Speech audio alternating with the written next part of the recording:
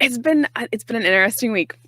So I'm really enjoying being a part of the Entrepreneur Hotline, and I love that we are here and providing making space for entrepreneurs, and that there's this thing available. It completely changed my life in 2015, and I am ridiculously excited to be here creating this space again for someone like me who needs it just as much as I did in 2015.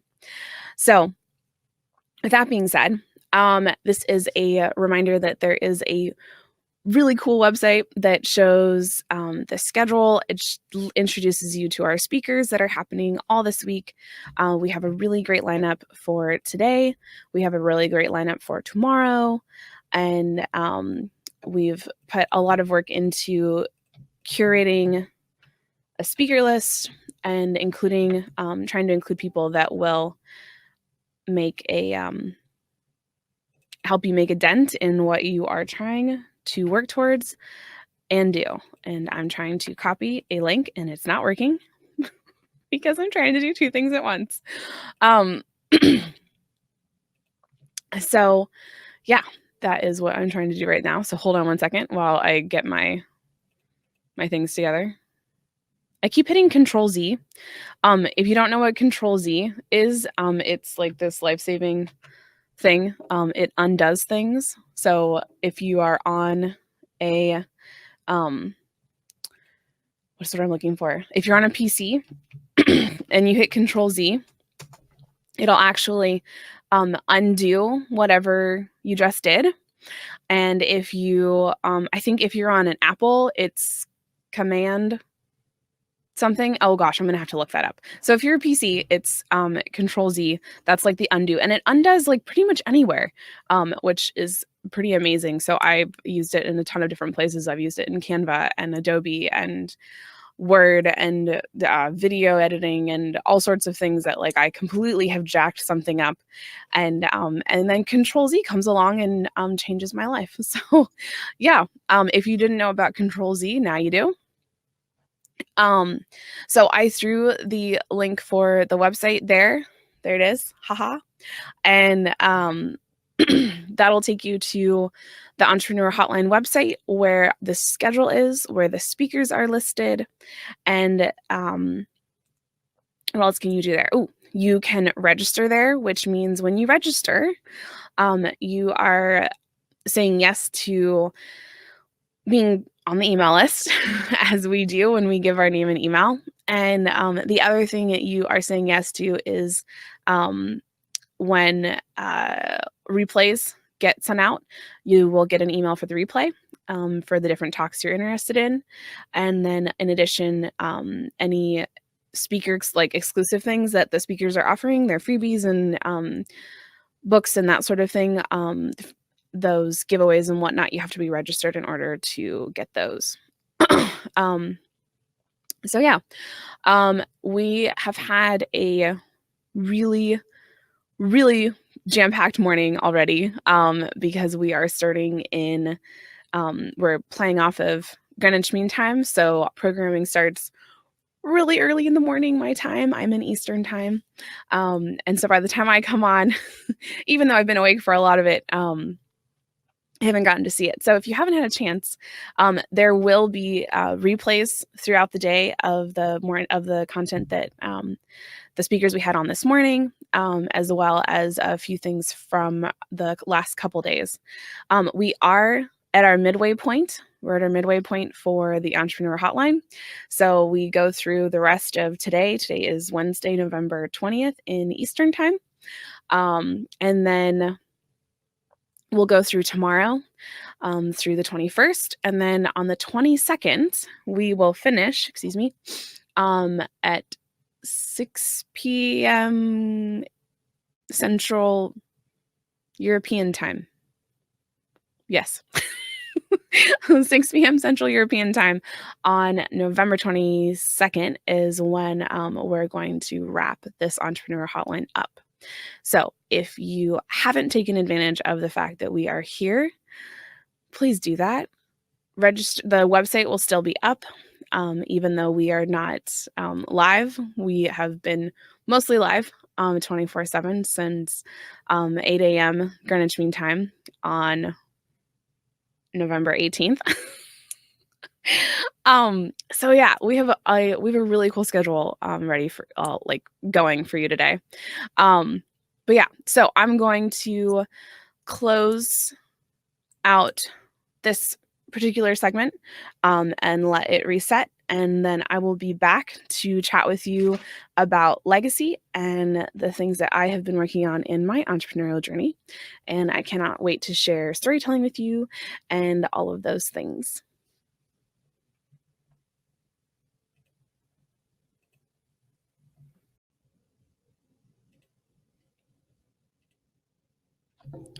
Hello, this is Gail again. I'm back. I'm ready. I hope you are too.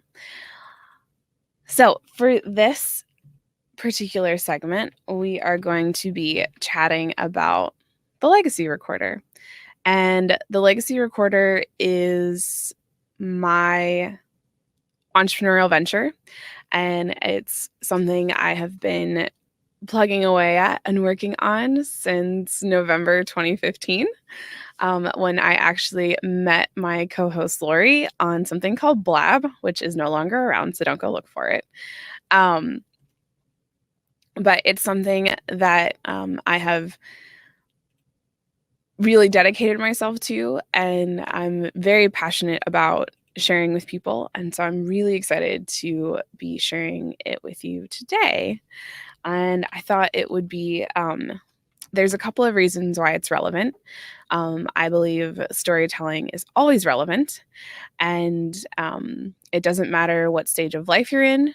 It doesn't, excuse me, it doesn't matter um, what what your ability is, if you like writing, if you don't like writing.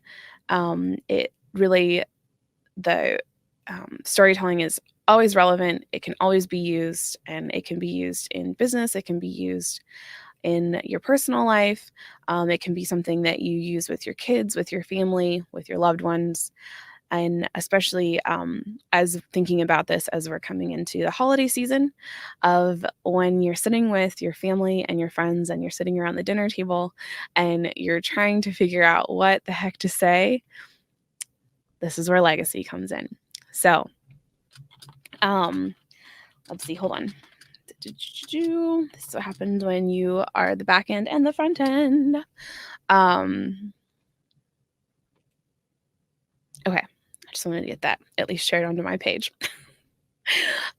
So legacy. So legacy and storytelling and creating intentional conversations with the people you love and care for and serve potentially if you are working in a care facility, if you work in hospice, pretty much any instance where you are in an industry or in a position where you are working and caring for others, storytelling and intentional conversations are relevant. And in my opinion, they should be happening. Because when we are engaging with each other, there's absolutely nothing wrong with having surface conversations. There's absolutely nothing wrong with sharing about how your day was, asking how someone is. Those conversations are valid and important.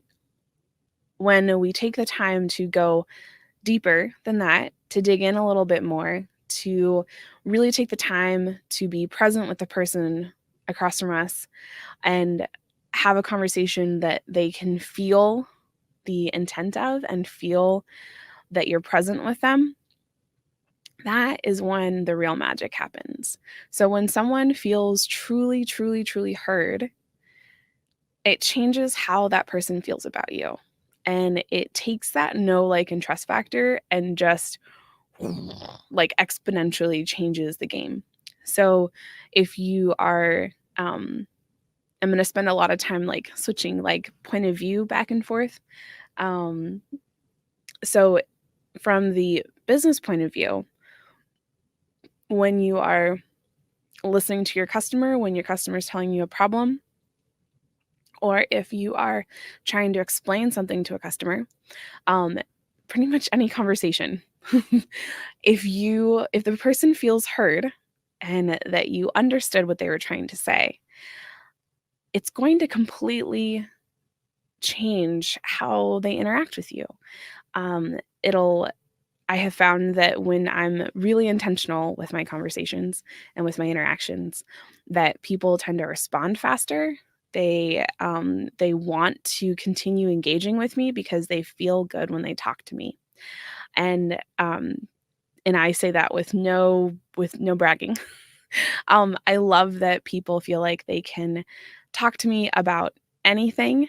Um, they I I usually don't have to get very far into the explanation of what legacy is, and within a few minutes or less, I'm engaging with someone and hearing their grief story. I'm hearing about how their loved one is losing their memories. I'm hearing about things that have happened with their kids, with their nieces, their nephews, or their friends. And it's really incredible how quickly that happens. And most of the time, these are people I don't know.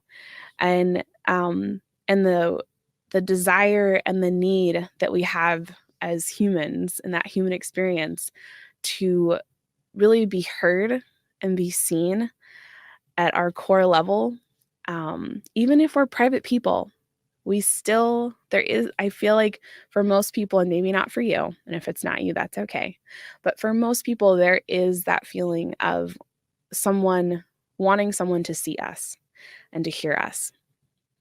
And legacy helps you do that. Legacy helps you see people and hear people in a way that is easy, easy. That is, I walk you through how to implement this. So it isn't about a quick fix. It's not a magical answer.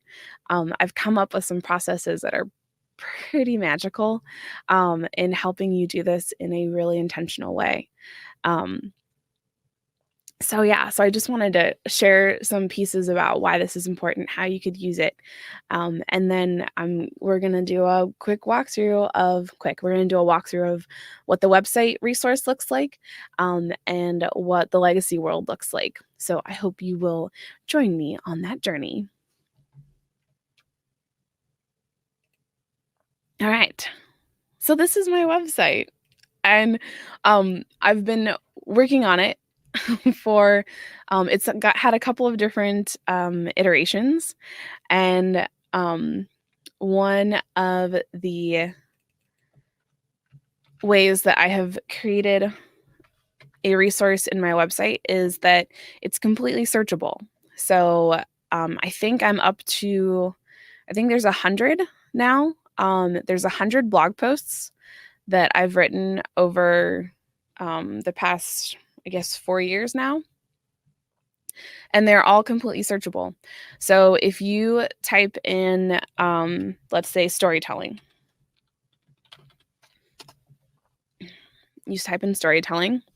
this will pull everything that is tagged with storytelling. And there's lots of it. So there's 14 pages of storytelling options. So every blog post is written in such a way that there is at least one thing that will that you can use and walk away with and implement. I came up with something called 5-minute storytelling, and 5-minute storytelling are usually pre-written scripts, but the idea is having if you only have 5 minutes with the person in front of you, how can you create an intentional storytelling conversation with that person in 5 minutes or less? I've also called these medicine minutes, because my original application in my head was the idea of if a nurse or an aide or someone is handing medicine to someone in the morning or whatever, and they really only have 5 minutes every day to check in with that patient, with that resident. What could that conversation look like beyond, you know, how they're feeling, how they slept, what their bowel movements were like, if they ate or if they were going to eat. So how can we make these conversations, if you only have those 5 minutes, what can they look like? What can those conversations look like? And so these 5-minute storytelling scripts actually give you a concrete thing to follow that will walk you through what questions to ask. If they answer yes or no, then the follow-up question. And then in many cases, there's another question after that to give you the words in order to be able to have a conversation with someone that wouldn't otherwise happen. Things that have happened because these conversations are happening is that the storyteller, the person you're asking the questions to, the storyteller finds a renewed sense of self. They will open up more to the next person. They will be more talkative about things that are important to them. For the staff member or the interviewer, the person who's asking the questions, I also call them facilitators. They tend to find more joy in their space and in their work and in their daily experiences with the storytellers they're working with. And it really gives everyone an opportunity to reconnect with each other and have really meaningful conversations. The other thing that I know that it does is it actually can help inform care plans. So if you have a storyteller who is a patient or a resident, and you're asking very specific questions in regards to travel or what makes them smile or their favorite food or games they like to play. Often when we have these intentional conversations inspired by this 5-minute storytelling, the answers that come out of them are ones that maybe wouldn't otherwise come up, or it's not something that person has shared before. So that's why these conversations and these scripts are really important. So the script itself, excuse me, on the website is actually, it's a totally free thing. So the button on the website says ready for the first solution. And when you click it, it takes you to a really simple landing page. And you can opt in to get 6 pre-written scripts to use and share. And in each email you get with each script, it tells you exactly how to use it, what to expect, and then what to do next if you're not sure. So the link for that is there.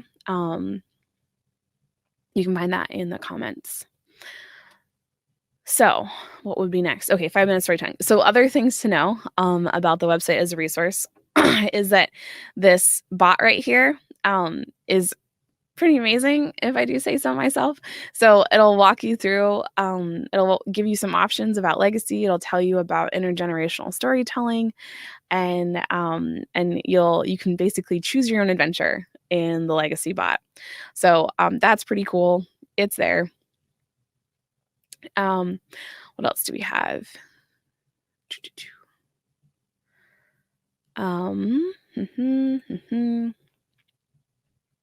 Okay, other things to know. I do separate out a little bit about who I work with just because the resources are slightly different. So for families and individuals, these are the resources for you. There's a couple of free resources. There's a couple paid resources. There's a book. And then if you are interested in looking at full-fledged large projects, we can talk about those too. Those options are there as well. And then from our senior care facility side, this is also applicable to hospice, pretty much anyone that is in the pursuit of caring for others. Messenger bubble. It's separated into professional development, which is geared towards individuals, and then facility implementation. So those are products and services supporting a patient-centered care mission at a facility level. So again, free options, books, all the things in between. and an example of what it could look like for your facility. And yeah, so that's that side of things. Close that out, close that out. Click all the buttons. Okay. So then we get the book. So the book is its own resource, all on its own. You can buy a physical book. If you click buy the book, you're buying it from me. If you buy the physical book on Amazon, most of the time you're buying it from me. But I know that I have reached the status. I have reached the author status of my book is being resold as a used book on Amazon, and I figured that out a couple, I don't know, a couple months ago. I figured out that that was happening, and my first instinct, my first response to it was like, oh, really, really, but here's what it actually means. When your book is relisted on Amazon as a used book, it means that someone found enough value in it that A, they probably read it, and B, they want to pass it on to someone else, which I think is really amazing. Other options are that they thought about reading the book, they didn't read the book, but they also thought it was too valuable to throw away, and that they thought someone else might enjoy reading it and they wanted to share it with someone. So I'm totally excited, because it could have just have easily have ended up in in the garbage. So yeah, and I mean I worked really hard on this. The story to know about the cover is that the picture is actually of my grandmothers. So this is my paternal grandmother, and this is my maternal grandmother. And then the baby is actually my oldest human, who is almost 14. And the picture, the reason the picture is important, and this is part of legacy, is that my paternal grandmother is in the States. She's originally, she was from Northern Ireland, and she's in the States because my dad is dying. And she's come over because the doctors have said that, if anyone wants to come say goodbye, they need to come now. And that's the reason she's here. It's one of, I'm pretty sure it was the only time my two grandmothers were in the same place in my entire life. I know my dad's mother was here for my baptism, but she was only ever in the States twice in her life. And yeah, so she's gone now. She died a year after my father died. And then my maternal grandmother is still here, but that's the importance of the photo. And that's the story of the photo. So one of the thought processes and theories that I had for legacy is that if we start with a tangible thing, we can start with a recipe card, a recipe that you have, start with a photo that you have, or start with a specific memory, and then following a series of 7 to 9 questions that you are able to write a story with a tangible item. So I give more of an example of that in some of the other things. So let's see.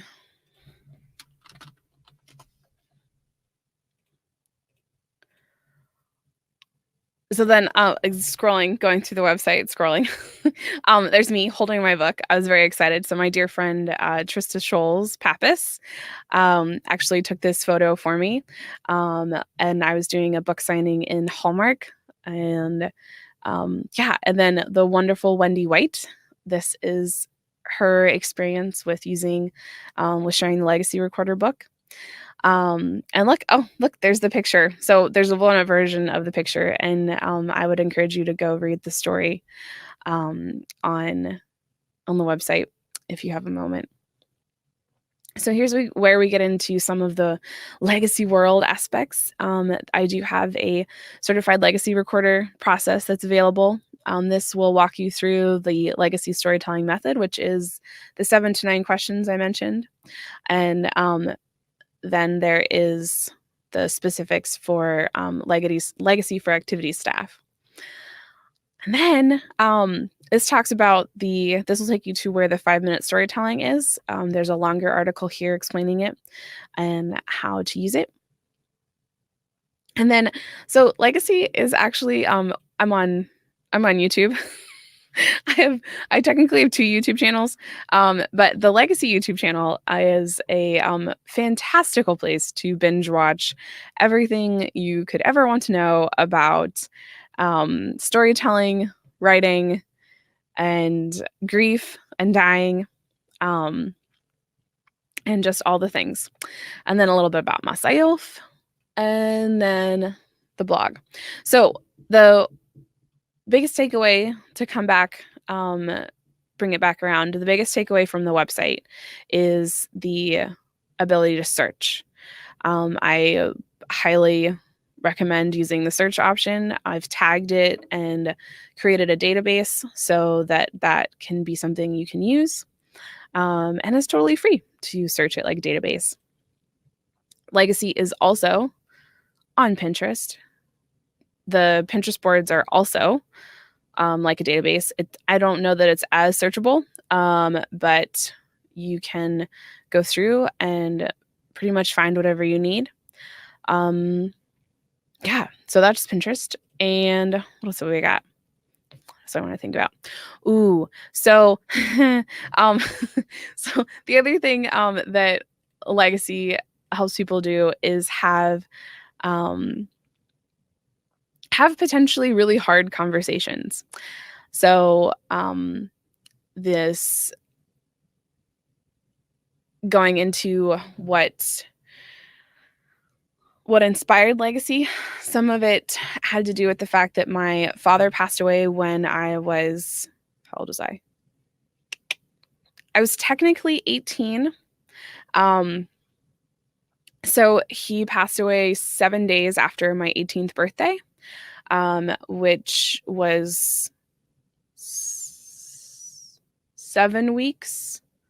He passed away 7 weeks after my oldest human was born. So a lot of things happened all at once.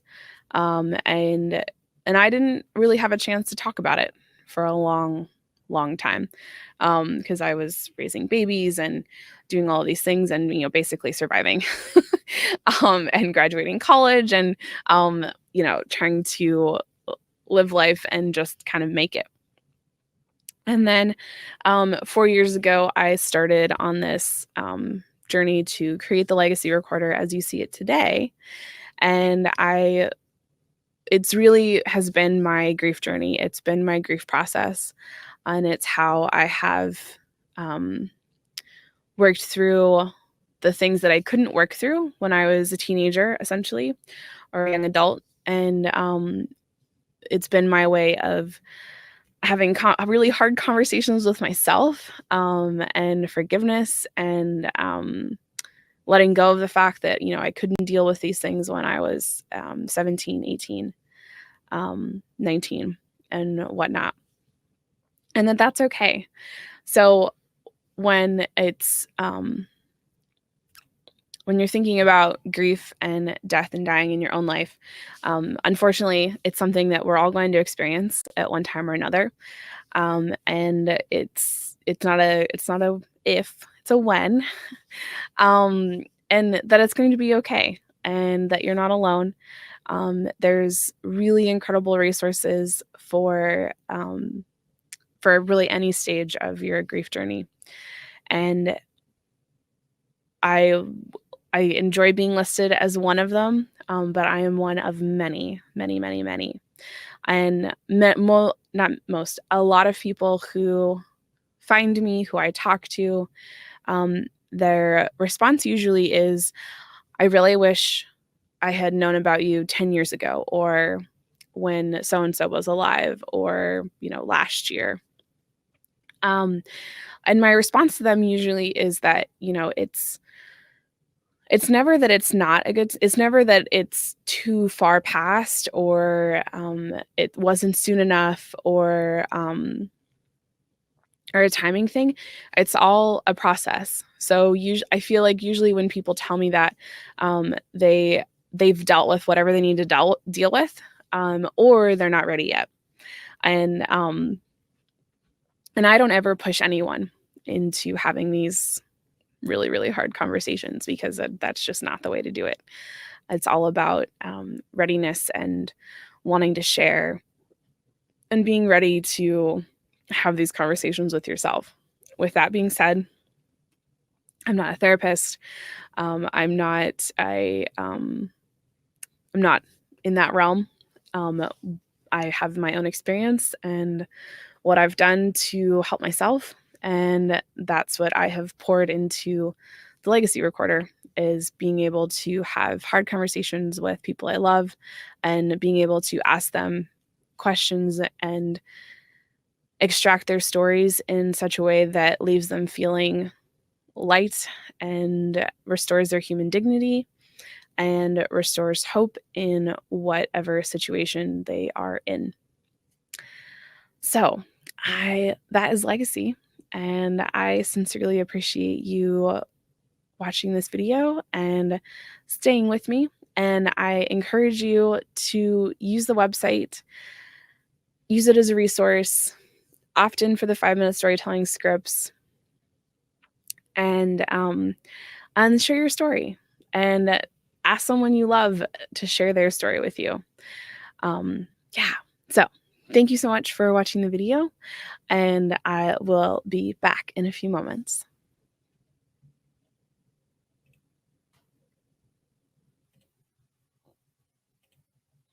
Hello, this is Gail, the Legacy Lady, again. So let's see.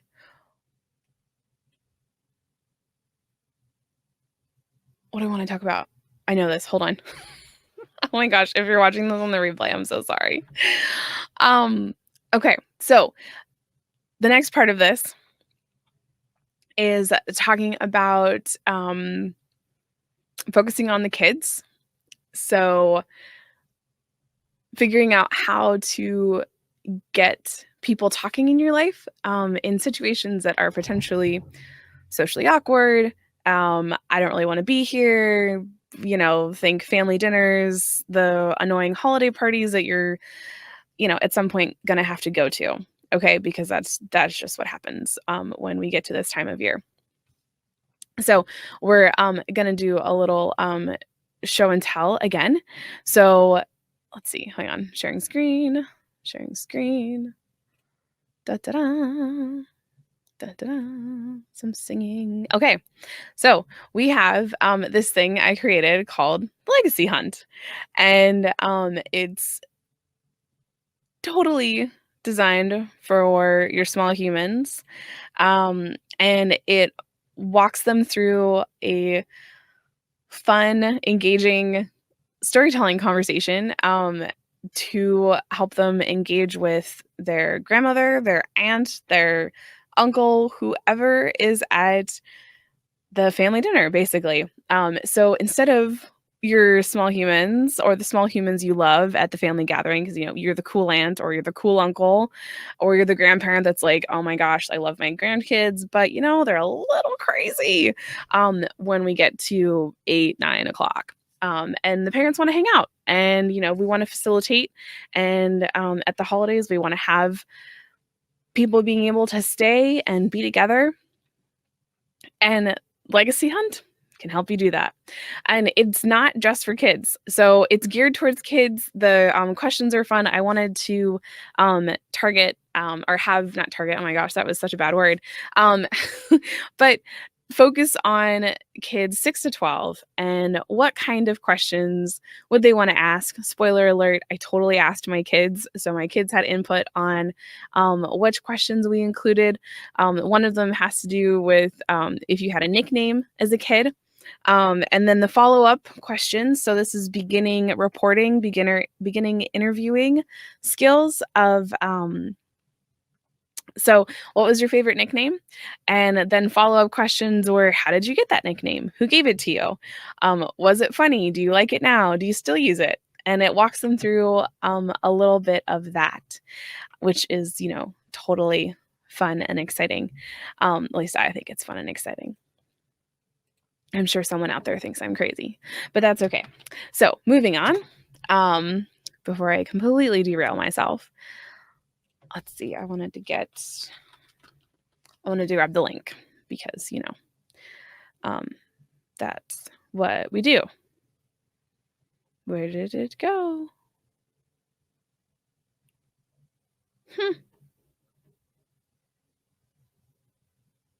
Interesting. Okay. What I thought I have, I don't have, which is totally grand. It's all good. Okay. So I'm just going to do this crazy long email or long link. Good luck looking at that link. Have fun with that.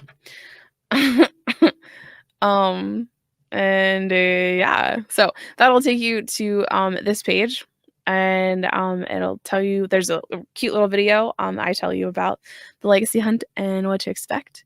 But that is legacy hunt, so it's fun, engaging questions that kids can use or other humans can use to start engaging storytelling conversations at anywhere, basically.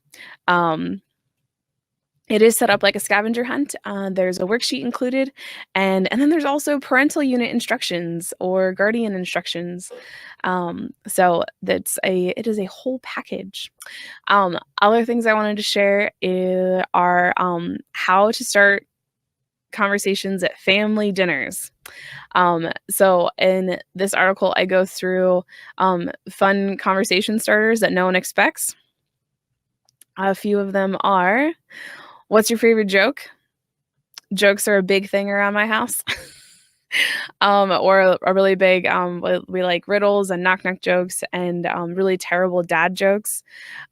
So if you are into jokes, I think it's fun to ask people what their favorite joke is. And then the follow-up questions are why and who told it to you. The embarrassing nickname question, and then a question that I love asking people, absolutely love asking people, is what do you want to be when you grow up? And it doesn't matter how old they are. So I love asking this question to people of all ages because it totally freaks people out and they have to think and they're not expecting it. And it's so much easier to answer the how are you question. But when Gail pops up and she goes, hey, what do you want to be when you grow up? They sort of sit there and have to go, oh, wait, did I grow up already? I'm not sure. Ooh, wait, I want to do this. So then follow-up questions for that are, did you always want to be that? And who inspired you to choose it? So I think those kinds of conversations are really cool. Starting with, from a methodology standpoint, starting with a question that is potentially easy for them to answer, maybe a yes/no question, but definitely something they can answer in like 1 to 2 words. And then the follow-up questions, you usually want to try for questions that are going to encourage them to answer in full sentences and really not challenge, but let the person know that you are being intentional about what you're asking and that it really matters to you what their response is. So, once you get through those, there's other follow-up questions you can ask. So other follow-up questions to ask to those are, how did that make you feel? How do you feel about that moment now? And did you change anything in your life because of that moment? Those are what I like to call the digging deeper questions. And if you when you buy the book, not if, when you buy the book, and read the book, you'll understand why those are so important. It's also in the digital course that's available. So then I go on to tell you about, now that you have them talking, what do you do now? And I give you all sorts of information about what to do now. And the last piece that I wanted to share is an article I wrote a little while ago on 10 ways to up your storytelling game. So this is a fun list of things that I Hmm. Um, fun, fun things, fun ways to up your storytelling game. Sorry, I completely got sidetracked. Um, okay, so 10 ways to up your storytelling game. Spoiler alert, read more. Not complicated, but we become better storytellers, better writers, and better readers when we read more. And that's just that simple. Research before you tell. So my suggestion is that um, before you actually jump in and start using something, is doing research. And before you start telling a story, do some research. And knowing a little bit about a person before you go talk to them can help you build rapport. It shows them that you care. It shows them that you've spent time learning about them before you even talk to them. And that is a wonderful way to do that. And I go on to tell you what to do more about that. Oh boy, hold on.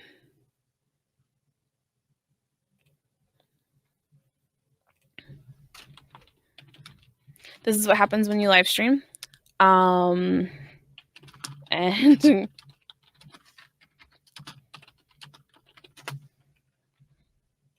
okay, research before you tell is where we were.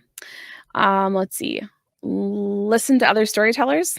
That is a little bit like number one, but is important because it gives you a different perspective. So it's kind of what we do when we go to events, when we go to talks.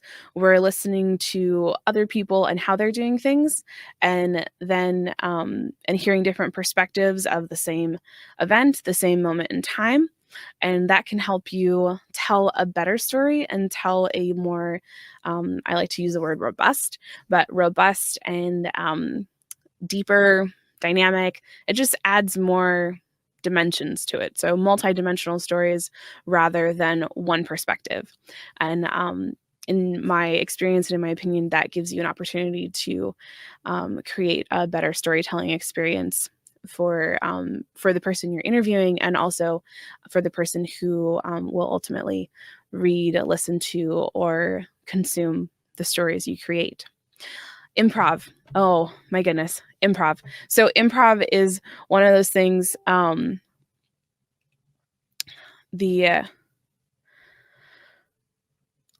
Improv is one of those things that never go away.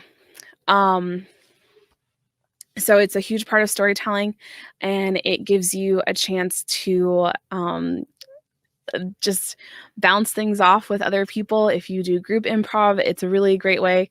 I'll have to round up a resource list of wonderful groups and people that are doing epic things with improv. I know that I feel like I'm hearing a lot more about improv and using that in your storytelling and in your business, and how you work with clients and stuff. And I think it's a great way to help help you engage with your family, and it gives you a chance to if you treat a conversation with a family member that maybe we all there's always someone that's hard to talk to. All right, it's just the way it is in our family. And sometimes we can use improv to help us either get through that conversation, start the conversation, or have the conversation in a way where the person feels loved and cared for, while you still get to keep your boundaries. I think improv is a great way to be able to do that.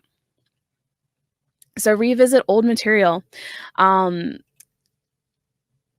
old material isn't necessarily that you have lots of things written down. Okay, first and foremost, this could be scrapbooks. This could be scrapbooks your mom made, your grandmother made, your wedding album, the baby book you started but never finished. Hi. And those are prime sources to start creating a multidimensional storytelling experience. Other things that can be included are love letters, cards from your parents, like when you were at summer camp, and recipes. And those are all sources. And it can help you remember things you didn't remember before and potentially have a new perspective. I had to include Pinterest because Pinterest just has, really great resources. So in addition to the legacy recorder boards on Pinterest, there's tons of information just on writing and storytelling and character development. And with character development, the reason I use that phrase is that the people in our lives and the people that we include in our stories, and that our storytellers include in their stories, I refer to them as characters in the worksheets and fill in the blanks. I made fill in the blank narratives. If I didn't tell you that, it's pretty amazing. Think Mad Libs, but for your story. So they're totally fun. You can only get access to those if you buy the book and say yes to getting a few emails from me. So, so Pinterest, using that to up your storytelling game. Dialogue. So, dialogue is one of those things that for many writers, just, writers in general, it's really hard to write dialogue.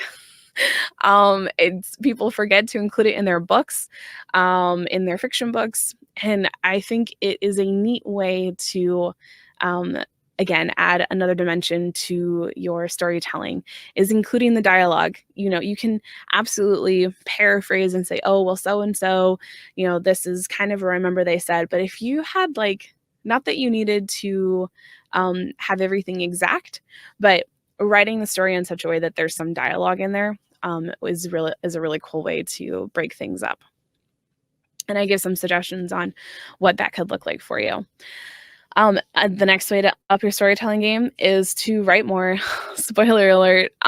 It's like practice, just like if we're learning an instrument, if we are learning to cook, writing more will help you be a better storyteller practicing your craft. Knowing yourself, getting to know yourself, how you write, how you like to work, is going to completely change your storytelling game. If you're not sure what kind of writer you are yet, you just got to jump in. I would definitely suggest reading this article and getting a jump start.